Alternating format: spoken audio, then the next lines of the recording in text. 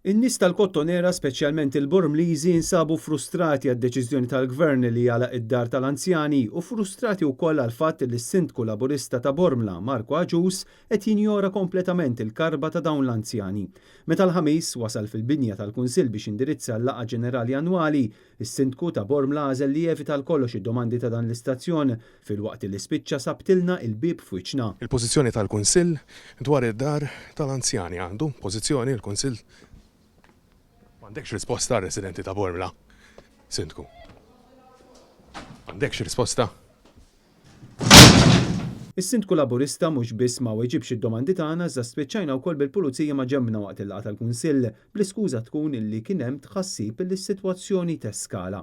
Il-Gvern ta' Robert Abela għadu sa issa ma jridx jisma' l-appelli ta' residenti fid-dar tal-anzjani ta' Bormla u jum wara l-ieħor qiegħed jinsisti li jinjora l-fatt li dawn il-persuni ma jridux joħorġu minn Bormla jew mill-Kottonera. Dan filwaqt li l-Ministru responsabbli mill-anzjani Ġotien Abela għadu ma spjegax bi preċiż għal ma raġuni jrid jiżgombra 120 resident minn din id-dar u jisparpaljhom fi djar madwar Malta, meta lanqas bissa tempjanijiet u permessi sottomessi mal-awtorità tal-ippjanar għat-twaqqieħ u l-bini mill-ġdid ta' dar għall-anzjani.